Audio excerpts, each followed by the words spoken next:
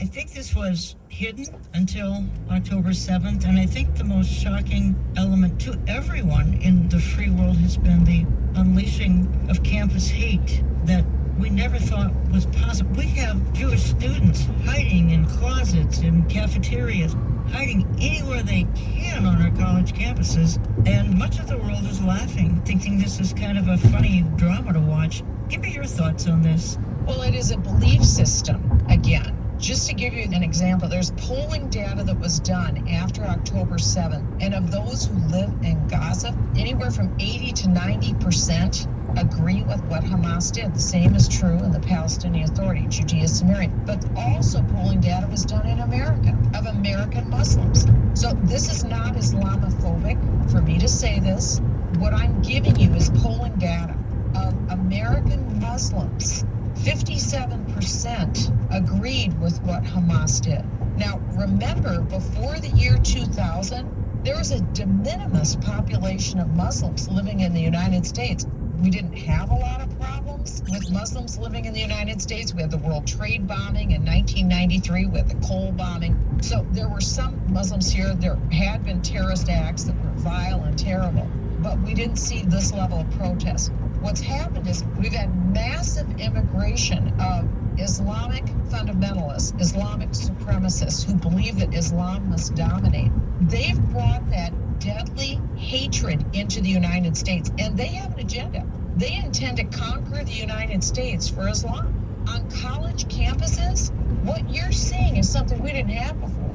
We didn't have an Islamic population in these level of numbers, but this is the fruit of this unbridled immigration. Isn't it interesting? These young kids who come from around the world to the United States, where they have an opportunity to get a first-class education and live in the United States of America and build themselves up into a career, what do they want more than anything?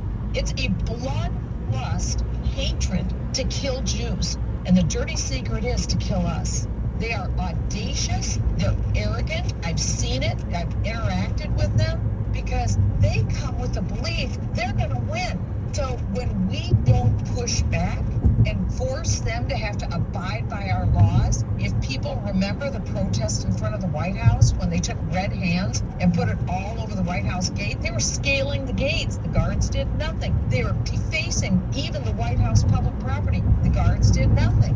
When we do nothing and allow these people to get away with this in public, all this means is we're going to have more of it, and they are winning. So we've got to get a brain and make sure that we uphold our standards in the United States. Wherever you come from in the world, you need to abide by our laws. If you join me late, you're listening to Understanding the Times Radio. I'm Jan Markell. And with me for the hour, a familiar voice of Michelle Bachmann.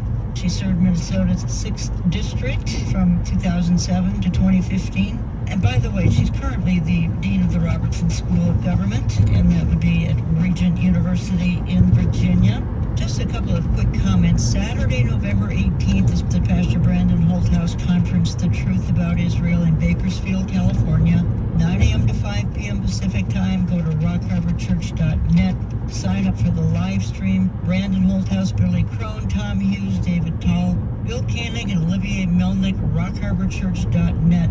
Small live stream cost, but all proceeds go to the needs in Israel. Again, Saturday, November 18th, 9 to 5 Pacific Time in Bakersfield. And say, Olive Tree wants to help you become a watchman on the wall in these dark times. Check out our website, olivetreeviews.org, for articles updated hourly. You can also sign up for our e-newsletter, which is a couple times a month, and our print quarterly magazine. And in these times, you know, it's nice to talk to other believers and be encouraged by them. Check out our social media, Truth Social, Facebook, Gab, Twitter or X, Telegram, and Instagram.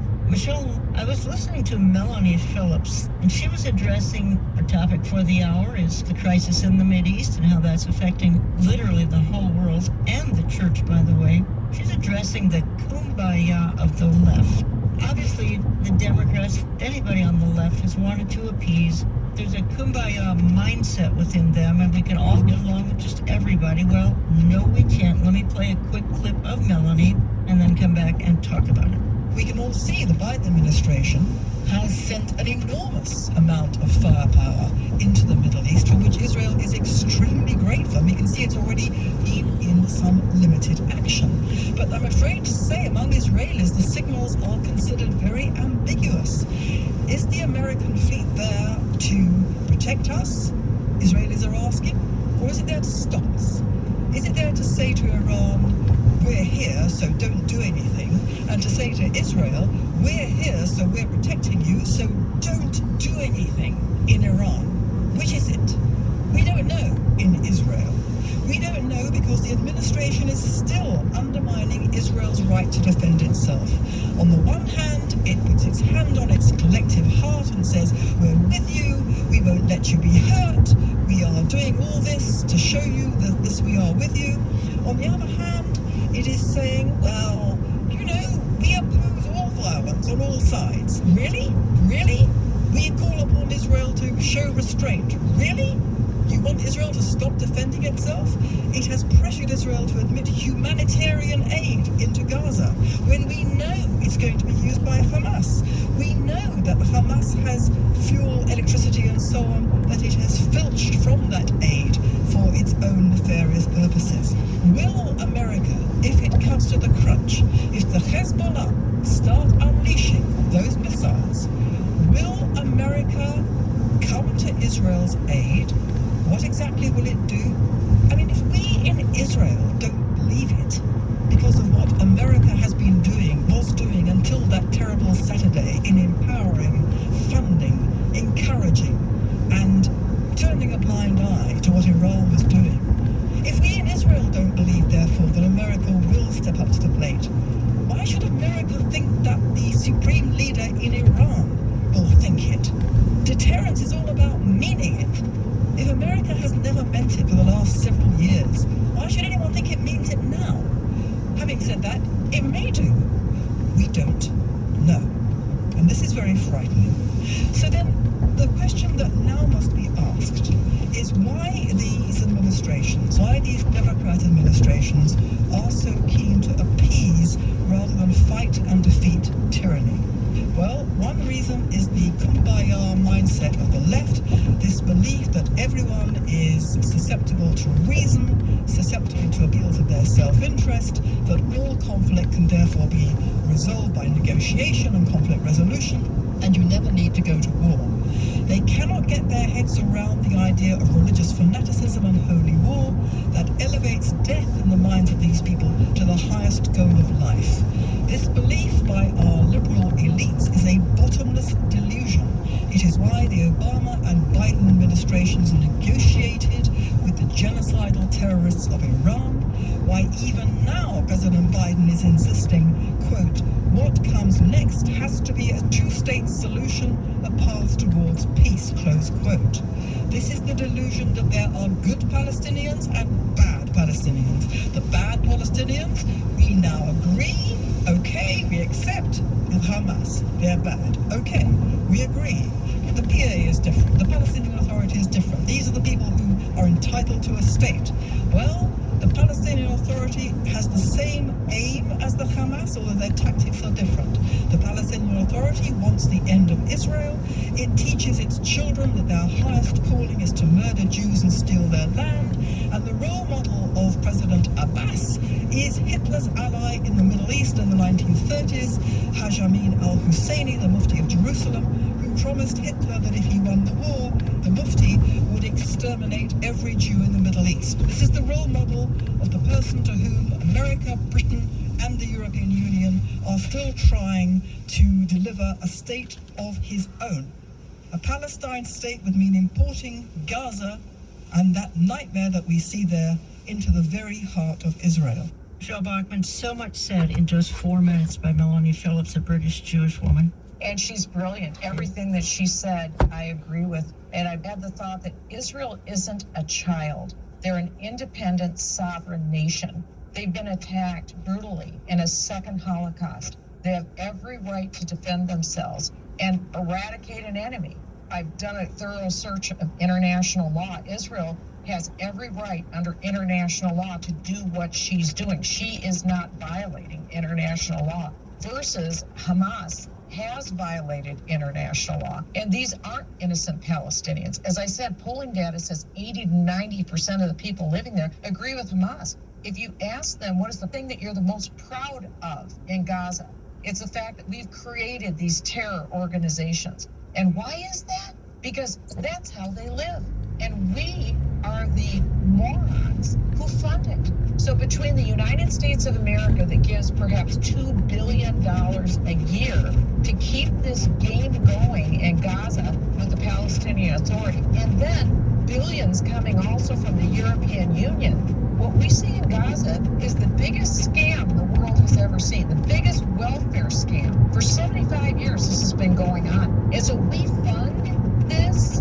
And so you have the people, there's like 3 leaders at the top of Hamas. They all live in Qatar. You know what they're worth? They're worth $4 billion, $5 billion. So they skim off all the money for themselves. But what they really do is they hate Jews. That's what the industry is. Hate Jews, kill Jews. Eventually we're going to win. That's what they see. And we're the ones who fund it. And the EU are the ones that fund it.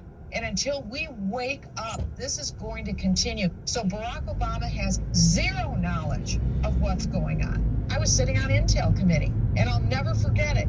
Nobody knew it at the time. It's public knowledge now. But Iran was flat on its back, gasping for air. The Ayatollahs were about to go out of business. Barack Obama, on his own, without Congress, sends them a check for $4 billion to build up and strengthen the Ayatollahs. And then we all know what happened with the $150 billion and all the pallets of cash. And then he released about 27 people out of U.S. prisons to go back and rebuild their nuclear weapon program. What Barack Obama has done, and this is my opinion, nobody else's, it is treasonous against the United States. And I don't say that for partisan purposes. He did tremendous damage. What he did set us up for what happened on October 7th. Donald Trump came in. This was really a war of the bureaucracy, trying to sabotage Donald Trump at every corner. And then now Joe Biden is back. And so we're back in the pro-Iran business again, where he's lifted all the sanctions off of them. They had an extra $50 billion in oil revenue because the sanctions have been lifted. So the Biden administration, Barack Obama, our government has sent all the signals to Israel's enemies. We're for you. Melanie Phillips is right. We haven't been on Israel's side. We've been on Iran's side.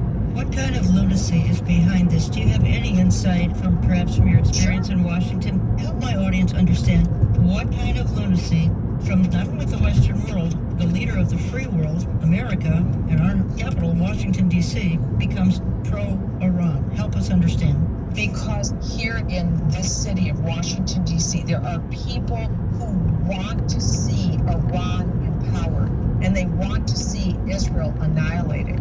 When I was in Congress, the Ayatollah wrote a book, We Will Annihilate Israel in 25 years. And it's been 9 years since he wrote that, but they're serious. They have a plan. And there are people in Washington, D.C. who want to see that dream realized. Barack Obama, Iran couldn't have come up with a better president of the United States to serve them and to serve their interests. Now the same is true with Joe Biden. So if you look at all the personnel, we could do a show just on the personnel that Barack Obama put in place dealing with his Iran policy and Middle East policy. And now Joe Biden, the people who are in place calling the shots, you've got not only Iranian sympathizers, you've got people who are from Iran, who are pro-Iran, who are in some of the most sensitive positions in the United States, in national security, in our State Department, in the Defense Department, in Homeland Security. They're the ones calling the shots. They're the ones who are in charge of our policy of who we let into the United States, what our national security priorities are. People who are pro-Iran. It's provable, including the guy that Barack Obama had in charge of Middle East policy, who's now been suspended, and he was the #1 pro-Iranian sympathizer, but apparently he was caught a couple of months ago passing classified information to Iran. Do you think maybe that fed into why we saw October 7th? Why aren't there hearings on that? Why are people screaming about all of these people who are in sensitive positions today in Washington, D.C.? Not one's been fired. They're still calling the shots. And still Israel has to fight against that. That's why as believers, we've got to pray for Israel, because our own government is putting itself in a position of cursing, not blessing. Right. Because we are making decisions that are to Israel's detriment and to build up Iran, whose goal is clear. It's the annihilation of the Jews. The Times of Israel, big headline here that I picked for the interview today.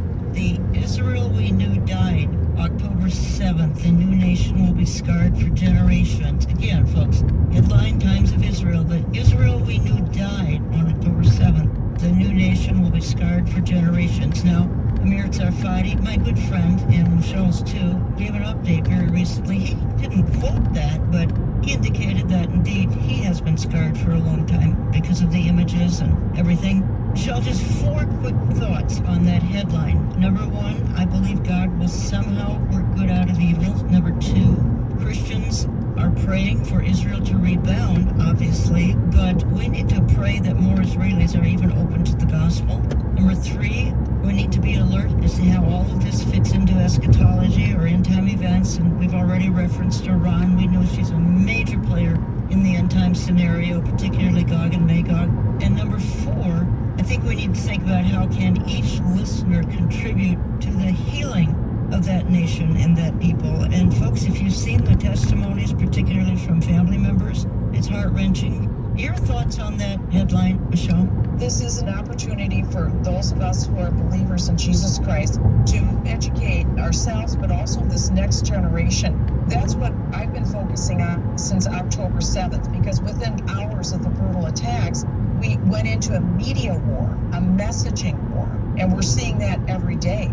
And the war can be won or lost in a messaging war. And so young people are getting their knowledge and information from their phone on TikTok, which is controlled by communist China. So they're learning what a wonderful organization Hamas is and how evil Israel is. So this is a time to self-educate on Israel. But generally speaking, people are 40 years of age and below. They don't have the background, Jan, that you and I did when we came to Christ. We had a background. Our pastors were preaching on Israel at that time, and there hasn't been a strong emphasis. So we need to educate young people on Israel, but we also need to educate them on Islam. What are the basis of Islam? Young people are woefully ignorant, certainly age 40 and below, on what does Islam believe? What about Israel? Do they have a right to the land? Shame on us that we haven't been preaching this in our churches. So we need to have regular preaching on Israel to teach this generation under 40, because the Israeli government has to fight.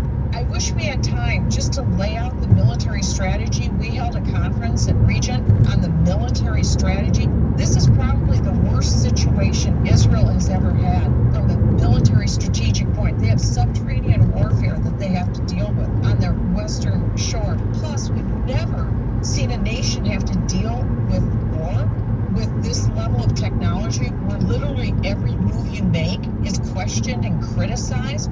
The world isn't looking at Ukraine and Russia. They're not looking for the body counts up there. We don't see a hyper focus on every move that Ukraine and Russia's making. As we're seeing what Israel's having to deal with, we know there's 150,000 rockets in southern Lebanon pointed, and in Syria. That's a huge weapons cache, because Iran comes up through Syria and then they resupply through Syria and then over and across through Lebanon. But also it is in Judea, Samaria, where you've got 700,000 Jews. And so they are highly vulnerable. What is the Israel Defense Forces going to do? And remember, you've got rockets coming in every day. They have to deal with rockets every day, ongoing terrorist attacks every single day. What about those 800,000 Jews in Samaria, in Judea?